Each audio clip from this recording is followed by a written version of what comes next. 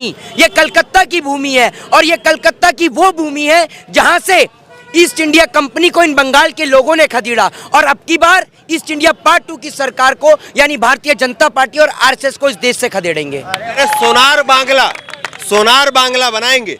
बात मुझे बताइए, पिछले 7 साल से ये बंगाल बांग्लादेश में था, अफगानिस्तान में था, पाकिस्तान में था या फिर कहीं और था, जो आपने पिछले 7 साल से सोने का नहीं बनाया, लेकिन अब बना देंगे। आप कह रहे हैं बंगाल में विकास नहीं हुआ, उत्तर प्रदेश में प्रत्येक व्यक्ति के पास अपना पर्सनल हेलीकॉप्टर है क्या कि घर से निकला हेलीकॉप्टर लेके उड़ा? बताइए, आप चाहें सांप को कितना भी दूध पिला लें वो उगलेगा तो जहर ही। और इनके नेता अपने मुंह से बोलते हैं कि आमी पानी वाला सांप नहीं छे, आमी कोबरा छे, कोबरा डसे छे। बंगाल के ऊपर कश्मीर से कन्याकुमारी तक सभी लोगों की नजर टिकी हुई है और वो इसलिए टिकी पड़ी है कि एक हवाई चप्पल से सूट बूट वाली सरकार डरी पड़ी है, एक हवाई चप्पल से डर रही है।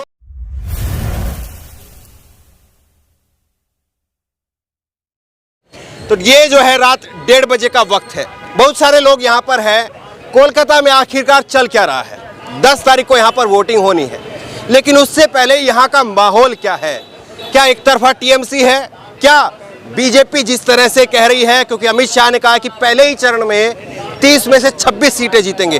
तमाम सारे सवाल, तमाम सारे मुद्दे, कौन साइलेंट है, कौन चुपचाप वोट दे रहा है, तमाम सारी बातें करेंगे। हमारे साथ में मोहित शर्मा है और तमाम सारे लोग यहाँ पर मौजूद हैं।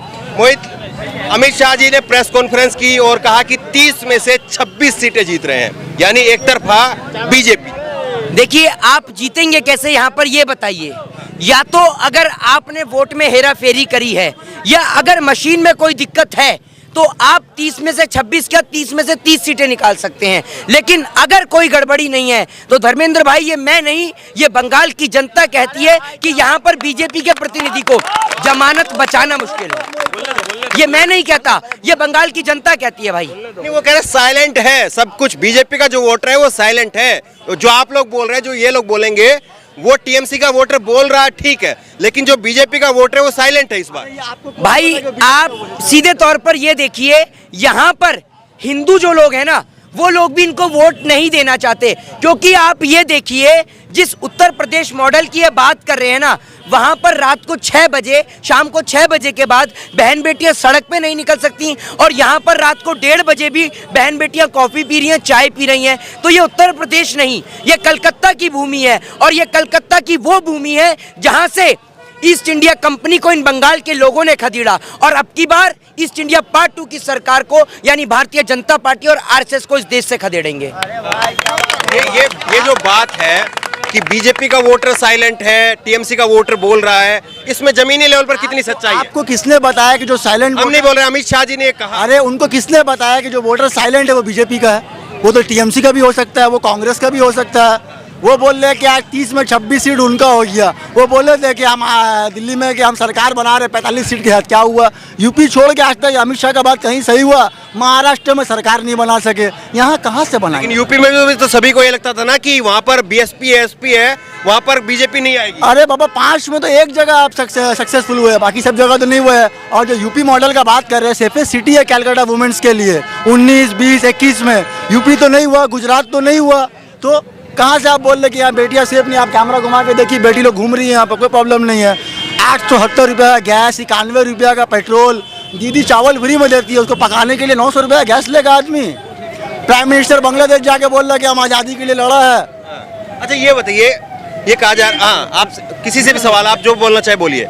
पीरजादा फैक्टर जो है उसकी कई सारी बार बात हो रही है कि पीरजादा फैक्टर है, मुस्लिम वोट जो है इधर उधर बढ़ जाएगा और फायदा बीजेपी को रहेगा, बीजेपी निकल जाएगी। बोलिए। ऐसा कोई बात नहीं है, जिसको जिसको वोट मिलना है, जिसको जिसको वोट मिलना है वो मिलेगा, वो कोई किसी का कोई फैक्टर नहीं है। मेन फैक्टर है दीदी, यहाँ दीदी मेन फैक्टर, और कोई फैक्टर ही नहीं है।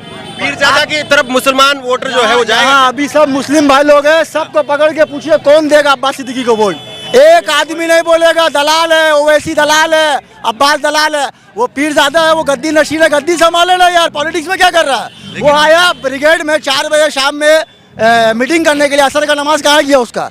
अरे वो लोग ढोंगी है, वो एक मुसलमान उसको वोट नहीं देगा। लेकिन ओवैसी साहब को तो बड़े लेवल पर जो है मुस्लिम समुदाय जो अपना नेता मानता है। अरे ओवैसी दलाल है, जब उसको अभी फंडिंग हो गया, पहले उसको अब्बास सिद्दीकी बुलाया, फिर अब्बास उसको बेवकूफ़ बना के भिजा दिया, फिर बोला ओवैसी कि हम इलेक्शन नहीं लड़ेंगे। अब उसको बीजेपी फंडिंग किया तो मुर्शिदाबाद में लड़ रखा है और मुस्लिम डोमिनेटिंग एरिया नहीं है, वहाँ आप क्यों नहीं लड़ रहे? और आप बोलते हैं, आप ओवैसी बोलते हैं हम सेक्युलर है, तो खाली मुस्लिम डोमिनेटिंग में क्यों इलेक्शन लड़िएगा? आप हिंदू डोमिनेटिंग में जाकर लड़िए। वो कहेगा सेक्युलर है, वो ढोंगी है। तो ममता बनर्जी अगर उनको अपने साथ लेती तो शायद वो अपने साथ भी आ जाते। क्यों लेंगे? ममता बनर्जी के साथ आवाम है, जनता ममता के साथ है, ममता जनता के साथ है, ममता को किसी का दरकार नहीं है। किसी का दरकार नहीं है ममता को। अच्छा, ये मोदी जी कह रहे हैं कि एक तरफ ममता जो है वो खेला होबे की बात कर रही है, हम विकास होबे की बात कर रहे हैं। देखिए, बीजेपी की जो जितने भी नेता हैं ना, सारे के सारे इनलॉजिकल बात करते हैं। अगर आप लॉजिकल बात करें ना, यही कहा जा रहा है ना कि यहाँ पर श्री राम का नारा लगाने में खतरा है, यही कहा जा रहा है ना।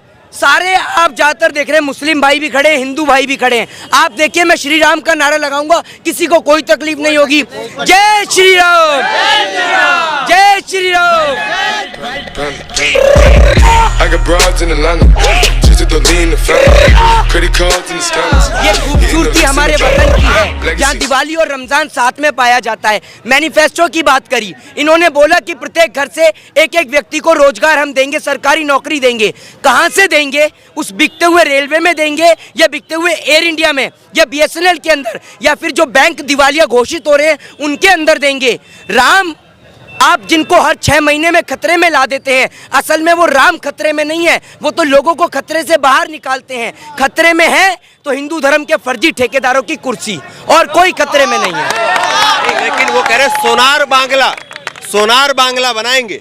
दीदी ने जो है करप्शन कर दिया है, यहाँ पर टोकन मनी चलती है, अब सोनार बांग्ला बनेगा। धर्मेंद्र भाई, आप वरिष्ठ पत्रकार हैं, एक बात मुझे बताइए, पिछले 7 साल से ये बंगाल बांग्लादेश में था, अफगानिस्तान में था, पाकिस्तान में था, या फिर कहीं और था, जो आपने पिछले 7 साल से सोने का नहीं बनाया, लेकिन अब बना देंगे। आप कह रहे हैं बंगाल में विकास नहीं हुआ, उत्तर प्रदेश में प्रत्येक व्यक्ति के पास अपना पर्सनल हेलीकॉप्टर है क्या, कि घर से निकला हेलीकॉप्टर लेके उड़ा?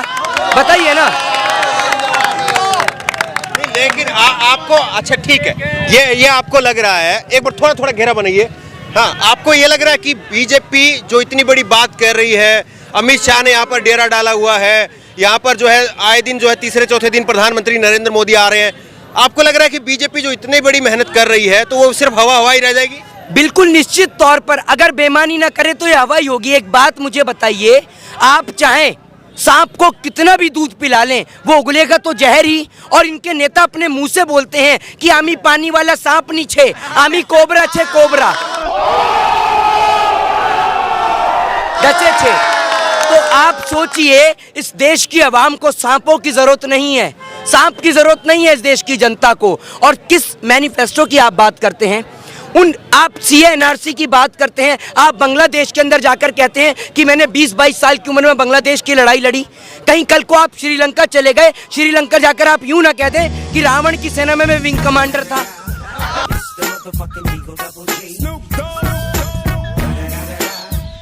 इसमें आजादी की लड़ाई लड़ी है। ये प्रधानमंत्री मोदी जी जो हर जगह झूठ का एक प्रोपोगेंडा छोड़ रहे हैं, आप एक रियलिटी फैक्ट बताइए ना। और देश की मीडिया, कहने को देश का चौथा स्तंभ कहा जाता है, एक बात आप मुझे बताइए, देश की मीडिया जो आज किसानों को लेकर नहीं दिखा रही है, ठीक है, लेकिन अगर नरेंद्र मोदी जी की रैली में अगर भीड़ उमड़ जाए तो कहते हैं मोदी जी की लोकप्रियता। और अगर किसी कारणवश उत्तर प्रदेश से लोग ना आ पाएं, बिहार से लोग ना आ पाएं, तो कहते हैं कोरोना का कहर, सोशल डिस्टेंसिंग। तो कैसा कोरोना का कहर है, आप ये तो मुझे बताइए। ठीक है, एक सवाल बताइए, एक सवाल, विपक्ष के बड़े नेता जी, जिन बड़े नेताओं की अगर बात करें, कांग्रेस पार्टी जो है वो एक तरह से जो है अपनी लड़ाई लड़ रही है। अखिलेश यादव, मायावती वो हार गए, बिहार में तेजस्वी यादव हार गए, तो आखिरी चेहरा तकरीबन ये कहा जा सकता है कि ममता बनर्जी विपक्ष के रूप में एक बाकी है जो अभी हारी नहीं है। तो ये बताइए, बंगाल से जो है क्या वो 2024 के लिए यहाँ से कोई नेता निकलेगा, या एक जो है वो नेता बचा है वो नेता भी साफ हो जाएगा? देखिए, बंगाल के ऊपर कश्मीर से कन्याकुमारी तक सभी लोगों की नज़र टिकी हुई है, और वो इसलिए टिकी पड़ी है कि एक हवाई चप्पल से सूट बूट वाली सरकार डरी पड़ी है, एक हवाई चप्पल से डर रही है।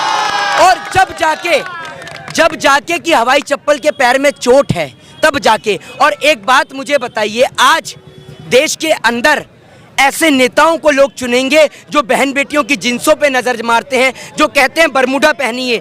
आपको निक्कर से फुल पैंट पे क्या लाया? आप लोगों का पहनावा देखने लग गए कि लोग क्या पहनेंगे और क्या नहीं पहनेंगे। आप वो दिन भूल गए जब आप निक्कर पे सड़कों पे घूमा करते थे, तब आपको शर्म नहीं आती थी क्या? आज आप लोगों को बता रहे हैं